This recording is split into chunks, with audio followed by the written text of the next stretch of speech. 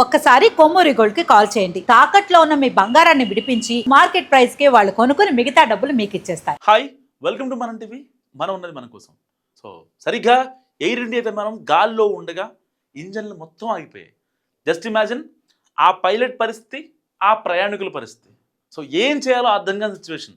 సరిగ్గా సోమవారం అంటే ఇవాళ తెల్లవారుజామున 3:20 ఢిల్లీ ఎయిర్పోర్ట్ నుంచి బాంబే ఎయిర్పోర్ట్కు ఒక ఎయిర్ ఇండియా ఫ్లైట్ బయలుదేరింది.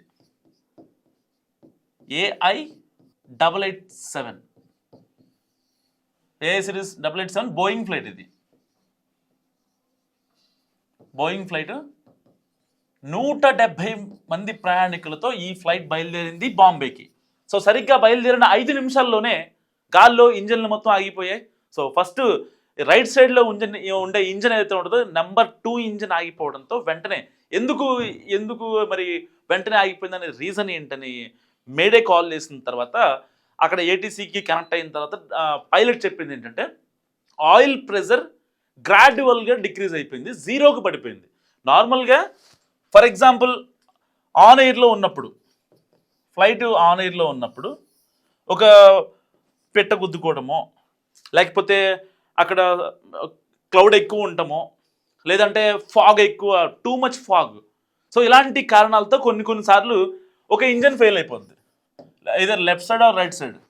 సో ఆబ్వియస్లీ ఫ్లైట్కి 2 ఇంజన్లు ఉంటాయి కాబట్టి ఒక ఇంజన్ ఫెయిల్ అయిపోయినా సరే ఇంకొక ఇంజన్ వెంటనే వాళ్ళు ఆన్ చేసుకుంటారు, దాని త్రూగా వాళ్ళు వెళ్ళిపోతారు, ఇబ్బంది ఉండదు.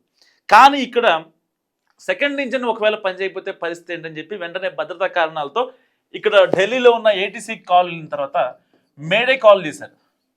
మేడే కాల్ వెళ్ళిన తర్వాత so don't take risk, come back అంతే. వెంటనే సేఫ్గా ఎక్కడి నుంచి అయితే ఫ్లైట్ టేక్ ఆఫ్ అయిందో అక్కడే సరిగ్గా 10 నిమిషాల్లోనే ల్యాండ్ అయిన పరిస్థితి. 3:20 ఫ్లైట్ టేక్ ఆఫ్ అయితే 3:40 ఫ్లైట్ మళ్ళీ ల్యాండ్ అయిపోయింది యథావిధిగా. 170 మంది ప్రయాణికులు. జస్ట్ ఇమాజిన్ వాళ్ళ పరిస్థితి ఎలా ఉంటుందో.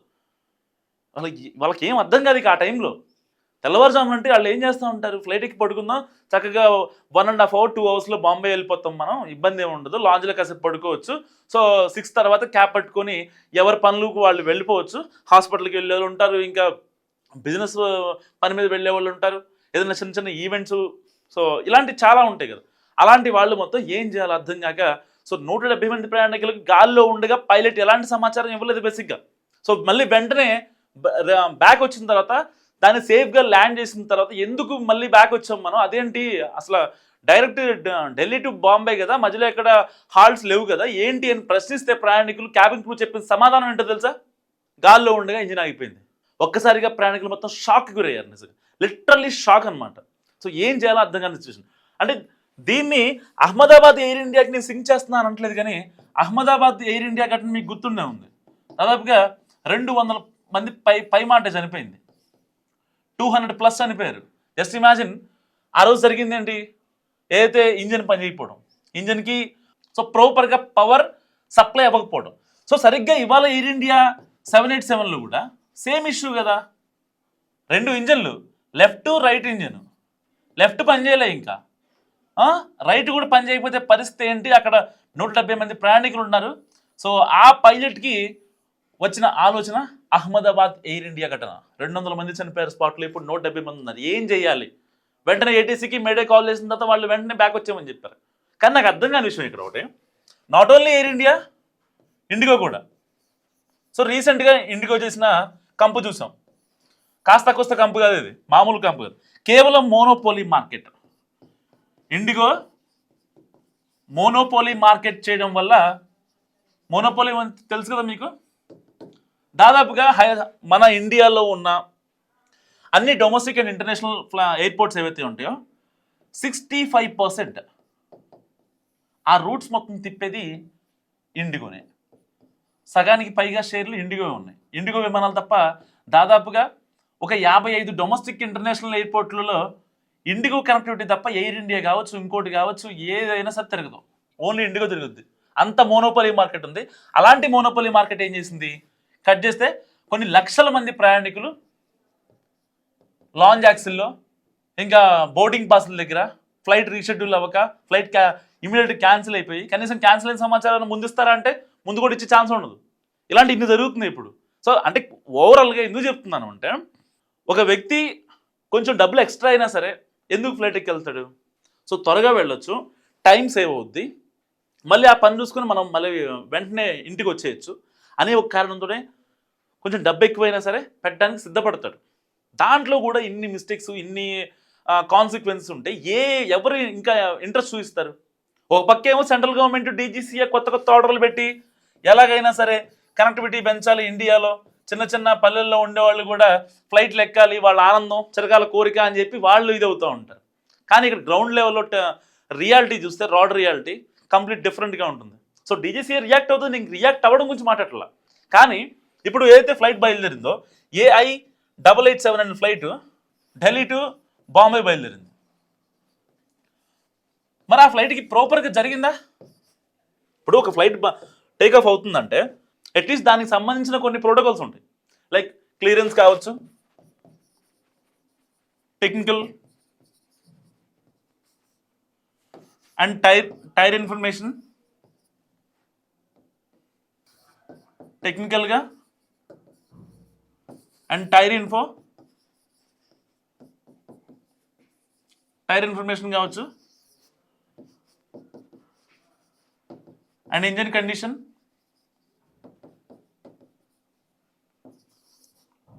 క్యాబిన్ క్రూ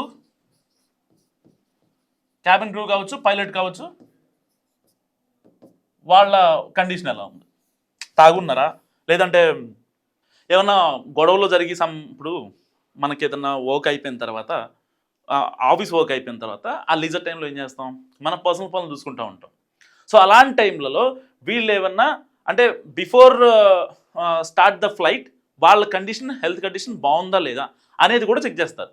సో ఇంత పిన్ టు పిన్ జరిగే పాయింట్స్లో వీళ్ళు నెగ్లెక్ట్ చేసింది ఇంజన్ కండిషన్.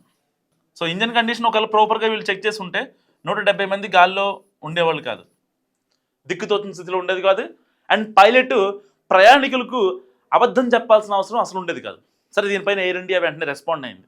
ఎయిర్ ఇండియా బేసిక్గా ఇండిగోలాగా కాదు కదా, ఇండిగోలాగా మోనోపోలీ మార్కెట్ చేసేసి లక్షల మంది ప్రయాణికులు లాంచ్ యాక్సిల్లో ఎయిర్పోర్ట్లో ఇబ్బందులు పెట్టేసేంత చెత్త ఆర్గనైజేషన్ ఇది కాదు కదా. సో టాటా రన్ చేస్తుంది, మన దేశానికి సంబంధించిన టాటా రన్ చేస్తుంది కాబట్టి సో ఎయిర్ ఇండియా చాలా ప్రాపర్గా రెస్పాండ్ అయింది. సో దానికి సంబంధించి భద్రతా వైఫల్యాల కారణంగానే ఇలా జరిగింది.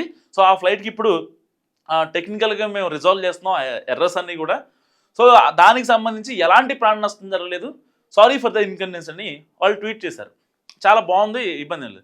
కానీ నేను అనే పాయింట్ ఏంటంటే, ఇక్కడ ఇండిగో అయినా సరే లేకపోతే ఎయిర్ ఇండియా అయినా సరే ఎందుకు బిఫోర్ స్టార్ట్ ద ఇంజిన్ కనీసం అట్లీస్ట్ ఎందుకు వీళ్ళు కనీసం ప్రాపర్ చెకప్లు చేయరు? అంటే అక్కడ ఉన్నవాళ్ళు చేయట్లేదా? డీజీసీఏ నుంచి ఆదేశాలు వచ్చాయి కాబట్టి, అంటే వర్కింగ్ అవర్స్ పెంచాము, వాళ్ళకి విశ్రాంతి గంటలు తగ్గించాము, ఇలాంటి కాన్సిక్వెన్సెస్ వలన, లేకపోతే వాళ్ళు చేయాల్సిన పని ప్రాపర్గా చేయకపోవడం వలన? ఒకవేళ ఎయిర్పోర్ట్లో ఉన్న సిబ్బంది ఎవరైతే క్వాలిటీ చెక్ చేసేవాళ్ళు ఉంటారో ఆ క్వాలిటీ చెక్ చేసేవాళ్ళు కనుక పొరపాటును కనుక వాళ్ళు అశ్రద్ధతో వదిలేస్తే కొన్ని వందల ప్రాణాలు కదా. అసలు ప్రాణాలంటే అంత లెక్క ఉండదా మీకు? ప్రాణం ఖరీదు ఎంత అనుకుంటారు వీళ్ళు? ఏదో చేసేసామంటే చేసేసాం అయిపోయింది అన్నట్టుగానే ఉంటారు తప్ప కనీసం దాన్ని ప్రాపర్గా ఎందుకు చేయలేరు? రీసెంట్గా కూడా విజయవాడ నుంచి వైజాగ్ బయలుదేరింది ఇండిగో ఫ్లైట్. దాంట్లో కూడా same problem. Engine just take off అయిన 5 నిమిషాలకే ఇంజన్లో ప్రాబ్లం. ఎందుకు వస్తాయండి నాకు అర్థం కాదు ఇంజన్లో ప్రాబ్లమ్స్. సరే, అది మెషిన్ కాబట్టి వస్తాయి అనుకుందాం. ఆయిల్ ప్రెజరో లేకపోతే గ్రావిటీ జీరో పడిపోవటమో, సమ్ కొన్ని రీజన్స్, ఏదో పక్షి తగిలిందనో లేకపోతే ఆ ఫాగ్ ఎక్స్ట్రీమ్కి వెళ్ళిపోయిందనో ఏవో రీజన్ పెట్టుకోండి, నేను కాదన్నో. కానీ అసలు ఫ్లైట్ టేక్ ఆఫ్ అయిన 10 మినిట్స్కి ప్రాబ్లం రైజ్ అయిందంటే ఏం ప్రాపర్గా చెక్ చేశారు మీరు? ఎవరిస్తారు అసలు మీకు ఉద్యోగాలు? అసలు డీజీసీఏ నుంచి మీకు సరైన ఇన్స్ట్రక్షన్స్ అందుతున్నాయా? ఓకే, ఒకవేళ డీజీసీఏ నుంచి ఆదేశాలు వచ్చాయి, మేము కఠినంగా ఉంటామని చెప్పి అన్నారు అనుకోండి. ఇండిగో నుంచి కానీ లేకపోతే ఎయిర్ ఇండియా నుంచి కానీ ఎందుకు ప్రాపర్గా రెస్పాండ్ అవ్వరు? దీనికి సంబంధించిన అఫీషియల్స్ ఎవరు ఉండరా? ఇన్ని వందల మంది క్యాబిన్ క్రూ, ఇన్ని వందల మంది పైలట్లు, ఇంకా back and support team ATC దగ్గర ఉంటారు, బోర్డింగ్ పాస్లు ఇచ్చేవాళ్ళు ఉంటారు, డైరెక్ట్ ఇండైరెక్ట్ కొన్ని లక్షల మంది దీంట్లో వర్క్ చేసేది. ఇదంతా బాగానే ఉంటుంది, వాళ్ళందరూ ఎవరి పనాలు చేస్తారు, కానీ గ్రౌండ్లో ఉండేవాళ్ళు మాత్రం వాళ్ళ పనాలు చేయరు. ఏమనంటే డీజీసీబీ నెట్టేస్తారు సరదాగా, మాకు ప్రాపర్గా గైడ్లైన్స్ రావట్లేదు, వాళ్ళు మాకు సరిగ్గా ప్రాపర్గా లీవ్లు ఇవ్వట్లేదు, వచ్చిన లాభాన్ని దగ్గర పెట్టుకుంటున్నారు కానీ మాకు ఎంత ఇవ్వాలో అంత ఇవ్వట్లేదు, మేము చాలా ఇబ్బంది పడుతున్నాం అంటారు. వాళ్ళు ఏం చేస్తారు? నా బొంద, మీకు ఇష్టమై ఆ జాబ్లోకి వచ్చారు, మీరు క్వాలిటీ చెక్ చేయకపోతే కొన్ని వందల ప్రాణాలు గాల్లో కలిసిపోతాయి. అట్లీస్ట్ చిన్న పిల్లలకు డౌట్ వస్తుందండి. ఫ్లైట్ టేక్ ఆఫ్ అయిన 10 minutesకి మళ్ళీ బిఫోర్ సేఫ్గా ల్యాండ్ అయిందంటే ఎవరికైనా డౌట్ రాదా? అంటే ఏదో సమ్ బాంబ్ థ్రెటనింగో, లేకపోతే ఇంజన్ ఫెయిల్యూరో, సమ్ కండిషన్ బాగాలేదో, బ్యాడ్ కండిషన్ అనో, ఇలాంటి రీజన్స్ వల్లే కదా మళ్ళీ బ్యాక్ వచ్చేది. దిగిన తర్వాత చెప్పారంట. అంటే ఏంటి అసలు మీ కస్టమర్కి ఇచ్చే మీరు వాల్యూ ఏంటి? నేను నాట్ ఓన్లీ ఎయిర్ ఇండియా కాదు, ఇండిగోని కూడా, ఎవరు ఎగ్జామ్షన్ కాదు ఇక్కడ. ఏ సంస్థ, విమానయాన సంస్థలు వాళ్ళ లాభాల కోసం పనిచేస్తాయనేది వాస్తవం, అందరికి తెలిసిన వాస్తవం. వాళ్ళు యాడ్లు వేసినా, లేకపోతే ఇంకోటి చేసినా, 15% ఆఫ్ ఇచ్చినా, 20% ఇచ్చినా, 30% ఇచ్చినా వాళ్ళ లాభాల కోసమే ఉంటారు తప్ప ప్రజల శ్రేయస్సు కోసం కాదనేది మరొకసారి ప్రూవ్ అయింది నిజంగా. అంటే ఈ లెక్కన ఇప్పుడు అహ్మదాబాద్ ఎయిర్ ఇండియా ప్రమాదం అనేది ఉంది కదా, అహ్మదాబాద్ ఎయిర్ ఇండియా ప్రమాదం ఏం పాఠం నేర్పింది వీళ్ళకి? ఆ రోజున ఎయిర్ ఇండియా ప్రమాదం జరిగిన తర్వాత 100 మంది ప్రాణాలు కోల్పోతే చాలామంది మాట్లాడారు, బయటకు వచ్చి ఏవియేషన్ వాళ్ళు, సివిలియన్స్ చాలామంది మాట్లాడారు. నిజంగా ఇంత కష్టపడాలా, ఇంత బాధపడతారా, ఇన్ని రకాల కాన్సిక్వెన్సెస్లో ఎందుకు మీ ఏదైతే రెగ్యులేషన్స్ ప్రాపర్గా మీరు హ్యాండిల్ చేయరు? ఎవరు చెప్పాలి మీకు ప్రతిరోజు మీ పని? మీకు ఎవరు చెప్పాలి? డీజీసీఏ చెప్పాలా? ఎయిర్ ఇండియా చెప్పాలా? ఎవరు చెప్తే చేస్తారు మీ పని? నెల పూర్తవ్వగానే మీ శాలరీస్ మీరు తీసుకుంటున్నారు కదా. మీరు ఏ జిహెచ్ఎంసీలోనో, లేకపోతే మున్సిపల్ కార్పొరేషన్లోనో, లేకపోతే ఇంకెక్కడ రోడ్ వైండింగ్లోనో ఉంటే ఎవరో పట్టించుకోరు మిమ్మల్ని. మీ గురించి ఎవరో మాట్లాడరు. మీరు చెత్తారట్లేదుగా, రోడ్లు క్లీన్ చేస్తలేరు కదా. ఒక విమానం టేక్ ఆఫ్ అవుతున్న సమయంలో దానికి మీరు ఇవ్వాల్సిన కొన్ని క్లియరెన్స్లు ప్రాపర్గా ఇస్తే మిమ్మల్ని ఎవరేమంటారు? ఎయిర్ ఇండియా చాలా సింపుల్గా ట్వీట్ చేసింది. దానివల్ల ఇప్పుడు దీని గురించి ఎవరైతే ఏటీసీలో ఉన్నారో, దానికి ఎవరైతే క్వాలిటీ చెక్ చేశారో వాళ్ళ గురించి ఎవరు మాట్లాడరు, కేవలం ఎయిర్ ఇండియా ట్వీట్ చేసింది కాబట్టి. ఎందుకు మాట్లాడకూడదండి? నాకు అర్థం కదా. వీళ్ళు గ్రౌండ్లో చేసి క్వాలిటీ చెక్ వాళ్ళు చేసిన తప్పుని ఎయిర్ ఇండియా ఎందుకు మీద చేసుకుంటుంది? కేవలం బాధ్యత గల సంస్థగా మాత్రమే ముందుకు వచ్చింది. ఓకే, దాన్ని కాదన్నాం. కేవలం వీళ్ళు ట్వీట్ చేశారని చెప్పి మేనేజ్మెంట్ ట్వీట్ చేసిందని గ్రౌండ్ లెవెల్లో ఉన్న ఎంప్లాయీస్ వదిలేలా? ఒకవేళ నిర్లక్ష్యం జరిగి కేవలం అహ్మదాబాద్ ఇన్సిడెంట్ మళ్ళీ రిపీట్ అయ్యే పరిస్థితి ఏంటి? 170 మంది గాల్లో ఉన్నారు, ఇంజన్లు ఫెయిల్ అయ్యాయని ఒక్క రీజన్తో ఎవరు రెస్పాన్సిబిలిటీ? ఎంతమంది అబాస్పాలు అవుతారు? ఎన్ని కుటుంబాలు రోడ్డును పడతాయి? మీరేమనుకుంటారు? మస్తు కామెంట్ చేయండి. చూస్తున్నాం మనం.